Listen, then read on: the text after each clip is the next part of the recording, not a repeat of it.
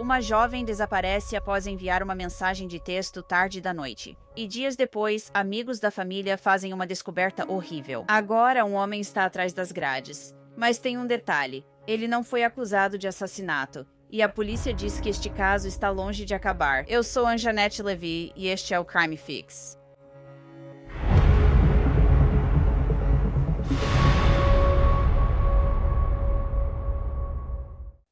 Foram 8 dias angustiantes até que amigos da família encontrassem a jovem desaparecida. Não foi a polícia nem cães farejadores, foram os próprios amigos da família dela. De acordo com a polícia, Karen Deanne Hollis desapareceu de Northport, Alabama, no meio da noite, e agora um homem está preso, mas aqui está o que não sabemos. O que de fato ocorreu com ela? E qual a ligação desse cara com ela? Essas são as perguntas que impedem esse caso de fazer qualquer sentido neste momento. Porque a acusação contra ele não é assassinato. É totalmente diferente.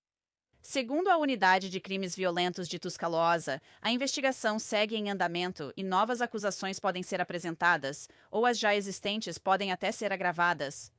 E nós temos os detalhes para analisar que podem impactar essa investigação. A última mensagem dela e o relato do namorado sobre o ocorrido. E, mais importante, como o corpo da Karen foi encontrado. Vou te contar sobre a principal evidência eletrônica que levou a essa descoberta. Vamos voltar um pouco, pois essa história é pesada. Esta é Karen Hollis. Ela tinha 23 anos, olhos azuis, cabelo loiro, 1,68 m, cerca de 45 quilos. Segundo a Agência de Segurança Pública do Alabama, ela foi vista pela última vez em 8 de maio, perto da meia-noite, em Northport, a cerca de 100 quilômetros de Birmingham. Aqui está algo importante divulgado pela polícia. Dizem que Hollis tinha uma condição médica que poderia afetar seu julgamento. Quando ela não voltou para casa, sua família logo se preocupou. A irmã dela foi quem registrou o desaparecimento, dizendo à mídia local, abre aspas, eu não me senti bem. Não comi, não consegui dormir.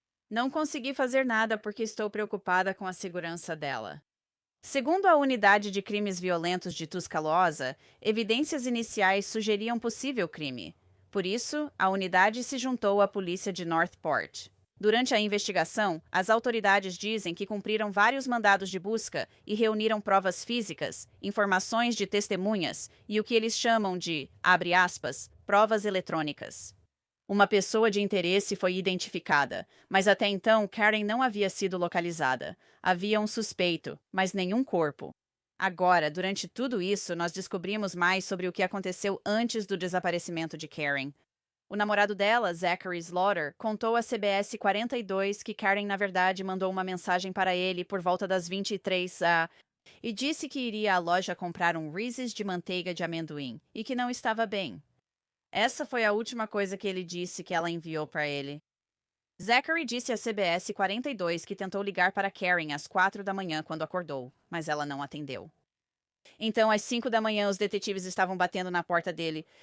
Slaughter contou ao New York Post que os policiais o trataram como suspeito. Ele também disse à CBS 42 que um agente de fiança havia instruído ele a não entrar em contato com Karen Hollis por causa de uma acusação anterior de violência doméstica, embora nós mesmas não pudéssemos verificar esse histórico anterior.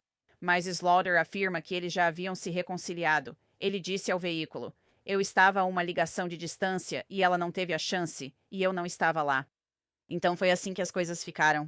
A polícia tinha uma pessoa de interesse, mas nenhum corpo ou resposta para a família até 16 de maio, 8 dias após o desaparecimento de Karen. Segundo a agência policial do Alabama e a polícia de Northport, não foram os policiais que a encontraram. Foram amigos da família de Karen. Eles buscavam em uma área no condado de Greene, identificada pela Unidade de Crimes Violentos com evidências eletrônicas. Uma amiga da família de Karen Hollis disse à Six News que a família recebeu um sinal do celular dela no condado de Greene. Então eles foram procurar por Karen lá no domingo? Jesse Dixon disse à Six News que só conseguia ver os pés de Karen e que o resto do corpo dela estava coberto por um grande saco de lixo preto.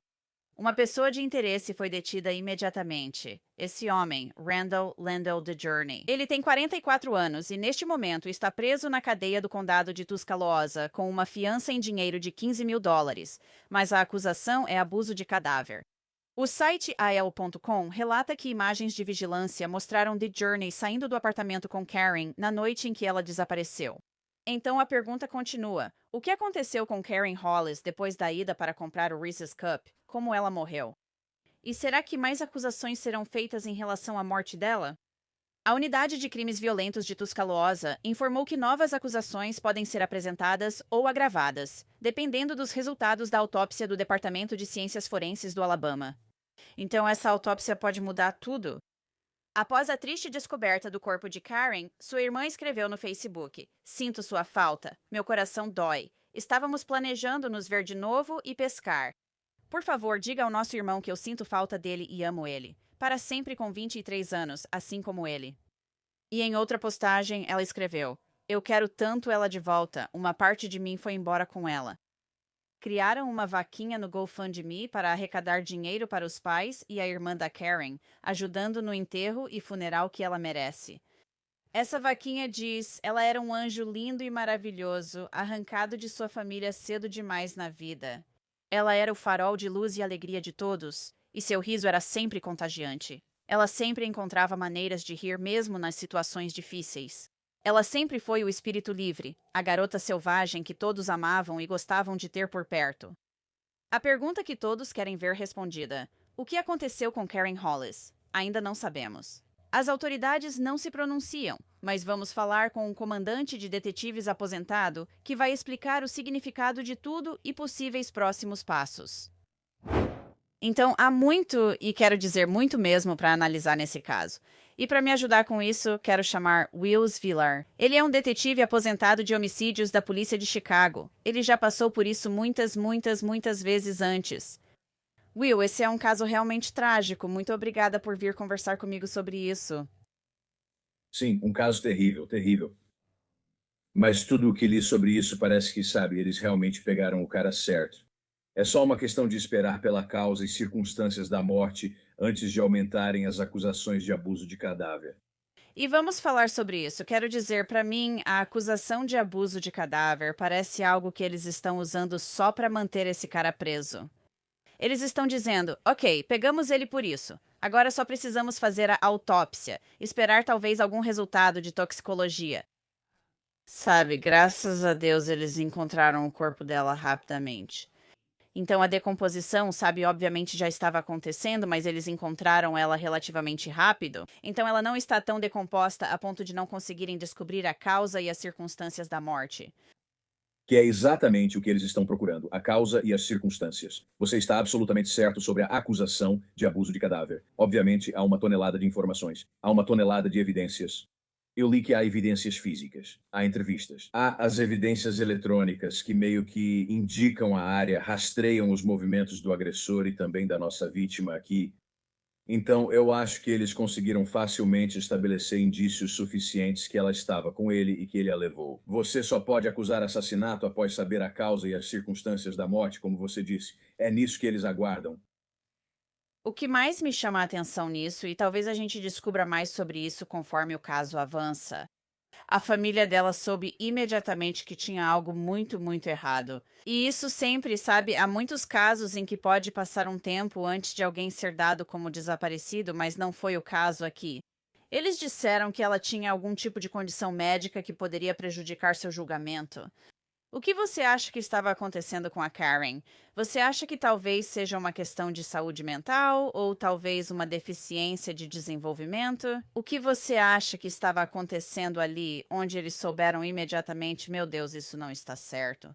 Pode ser uma questão de saúde mental ou cognitiva. O que me chamou a atenção ao revisar os relatórios foi que a última mensagem dela ao ex-namorado foi: Vou pegar um bombom de manteiga de amendoim. Isso me diz ou sugere para mim que possivelmente ela é diabética e está com o açúcar no sangue baixo. Esse é um bom ponto. Isso pode mudar sua forma de pensar. Sei disso porque minha filha, hoje com 25 anos, tem diabetes tipo 1 desde os 7. E nós mantemos doces ou qualquer coisa, pastilhas de glicose em todos os nossos carros, só para o caso de ela começar a ter uma hipoglicemia. Porque isso pode, sabe, pode realmente alterar a forma como você pensa. O que me chamou a atenção é que estou inclinado a achar que ela é diabética nesse caso. Posso estar errado, mas é assim que parece para mim. Então vamos tentar ligar os pontos aqui. Estamos tentando ligar os pontos porque tem muita coisa que a gente não sabe nesse momento. Será que a Karen saiu para comprar um bombom de manteiga de amendoim porque estava com a glicose baixa? E você e eu, quero dizer, estamos juntando as peças e fazendo um pouco de especulação aqui. Será que ela só saiu para comprar o bombom de manteiga de amendoim enquanto mandava mensagem para o namorado? E então, de alguma forma, esse cara chamado Randall the Journey encontra com ela, vê alguém vulnerável e a sequestra. Quer dizer, será que foi isso que aconteceu aqui? É absolutamente possível que tenha sido isso que aconteceu. Como você disse, estamos especulando, mas pelo que eu entendi, eles moravam no mesmo condomínio, no mesmo complexo de apartamentos. Talvez antes houvesse um lado social nisso, só de se encontrarem casualmente. Não quero dizer mais nada, tipo ver o vizinho, dar um oi. Talvez ela não estivesse bem. E eu sei quais são os sintomas de baixa glicose no sangue. Novamente, estamos apenas especulando sobre isso. Você fica muito confusa e entra no carro com qualquer um. Uau, isso é realmente assustador. Eles percebem na hora que algo está errado. E você sabe por que eles conseguiram identificar um suspeito tão rapidamente nesse caso? E como hoje em dia há câmeras em todos os lugares, será que talvez veremos que há imagens de câmeras de segurança que desempenham um papel enorme nesse caso, na sua opinião, Will? Você certamente verá isso. Eles também foram rápidos em identificar esse cara como pessoa de interesse. O melhor disso é que o que mais me incomoda em muitos casos de desaparecimento é como eles são tratados no início. Sabe, durante anos houve uma coisa no Departamento de Polícia de Chicago que dizia que se uma pessoa adulta não estivesse desaparecida por 24 horas, você não podia realmente fazer um boletim de ocorrência de desaparecimento. Eu acho isso ridículo. As pessoas estão começando a aceitar a ideia de que, se for um adulto e não houver outros fatores nem outras circunstâncias, então talvez você espere. Nesses casos, acho que você deve contar a partir do momento em que a pessoa é dada como desaparecida. E se a pessoa aparecer 15 horas depois, ou 10 horas, ou 20 minutos depois, então você simplesmente encerra o caso. Mas você não pode perder tempo. Você não pode perder um tempo valioso no início da investigação. E eu não acho que eles perderam nesse caso. E eu acho que há um monte de evidências contra esse cara. Ela foi encontrada. Ela sumiu por 8 dias até ser encontrada. Como você acha que eles conseguiram isso? Você acha que foi juntando os movimentos com celulares, algum vídeo, sabe, rastros? Qual é a sua opinião, como ex-detetive, detetive aposentada, sobre como eles conseguiram encontrar os restos mortais da pobre Karen? Eu acho que isso vai ser eletrônico. Acho que eles rastrearam o celular dela. Eles localizaram um celular. Sei que acharam o celular dela na beira da estrada. Após o ocorrido, um alerta surgiu no celular de outra pessoa informando sobre o acidente. Acho que em alguns celulares aparece um aviso de acidente. Encontraram o celular nessa área, então agora vocês têm onde procurar. Pelo que entendi, uma equipe de civis participou das buscas e a encontrou. Então eu acho que isso vai ser eletrônico. Eles rastrearam os movimentos dela. Eles rastrearam os movimentos do bandido e isso os levou até aquele local, e aí foi só uma boa e velha busca tradicional. Hum. Sabe, a irmã dela, a irmã da Karen, escreveu no Facebook, sabe? Sinto sua falta, meu coração está doendo. Planejávamos sair para pescar juntos. Por favor, diga ao nosso irmão que sinto saudades e o amo. Você terá para sempre 23 anos, assim como ele.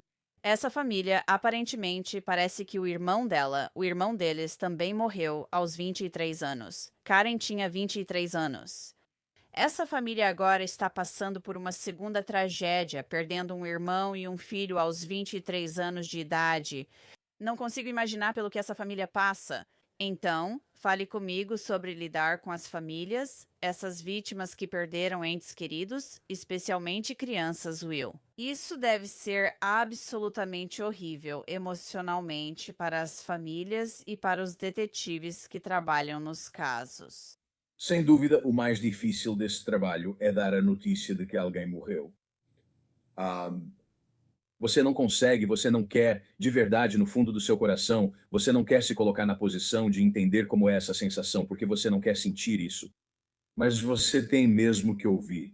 E as emoções das pessoas variam muito. É raiva. Normalmente é raiva no começo. E depois é, sabe, uma tristeza profunda. E então, conforme o tempo passa, a investigação continua. Manter o diálogo com a família é fundamental. E, sabe, você só precisa, e eu não quero dizer ser um ouvido amigo, mas você realmente precisa ser um ouvido amigo. Se eles estiverem irritados com a forma como as coisas aconteceram, você tem que deixar eles falarem sobre isso. As pessoas lidam com situações de formas diferentes, mas o mais difícil é olhar alguém nos olhos e dizer: sinto muito pela sua perda. Então, os restos mortais da Karen são recuperados. A polícia consegue encontrar os restos mortais dela. Agora, o trabalho de descobrir como ela morreu e por que ela morreu está em andamento. Como mencionei antes, ela havia desaparecido. Ela ficou desaparecida por 8 dias. Então, dependendo das condições climáticas e das condições em que os restos dela foram encontrados, muitas evidências ainda podem existir em seus restos mortais. Então me diga o que você espera encontrar ou o que poderia esperar encontrar na autópsia do corpo dela. Como você disse, as condições do tempo pesam muito nisso. Falamos do Alabama em meados de maio.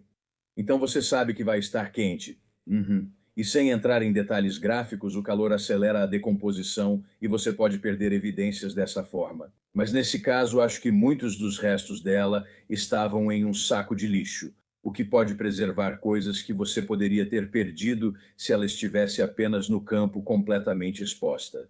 Então você está procurando qualquer tipo de evidência forense. Você está procurando DNA, você está procurando a causa e o modo da morte, então você está procurando ferimentos penetrantes, você está procurando ferimentos de bala, você busca ossos e óides quebrados para indicar estrangulamento. Tudo isso ainda deve estar presente quando eles fizerem a autópsia nela. Sabe, eu odeio trazer isso à tona porque a gente simplesmente não sabe o que aconteceu. A gente realmente não sabe. Mas tem algo nas circunstâncias em torno disso? Quero dizer, há uma diferença de idade de 20 anos entre Randall DeJourney e Karen. E ela parece, não sabemos disso porque não há acusações sobre isso, mas ela desapareceu. Parece que ela foi levada embora. Alguma coisa nas circunstâncias em torno disso e o fato de que ela foi encontrada morta em um saco de lixo na floresta sugere para você que ela foi agredida sexualmente? Sempre existe esse elemento. Quando você fala sobre isso, e, de novo, eu não conheço o histórico dessa pessoa que eles prenderam. Eu não sei se há algum histórico de violência ou algo assim no passado dele, mas sempre existe esse elemento que preocupa em um caso como esse, quando alguém é dado como desaparecido e depois encontrado assassinado. Sim, eu não ficaria nem um pouco surpreso se tivesse ocorrido agressão sexual nesse caso. De novo, isso sempre está presente. Na minha experiência, em casos como esse, quase sempre acontece. Uhum. Eles estão mantendo ele preso sob a acusação de abuso de cadáver. A autópsia, sabe, um resultado preliminar pode sair em alguns dias, dependendo do estágio de decomposição. Quanto tempo você acha que vão demorar para talvez agravar as acusações? Se a autópsia confirmar ferimento por arma de fogo, sinais de estrangulamento ou esfaqueamento. Como conversamos, vai ser bem rápido, porque aí você já vai ter a causa e o modo da morte. O que você não vai receber tão cedo, pode levar semanas, é o resultado da toxicologia.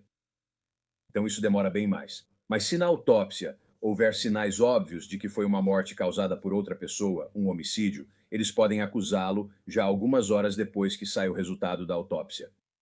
Bem, é um caso de partir o coração. Essa família está absolutamente de luto neste momento. Ela é uma mulher de 23 anos bem pequena também. Tem 1,68 m de altura e pesa 45 quilos. Quero dizer, ela é bem miudinha.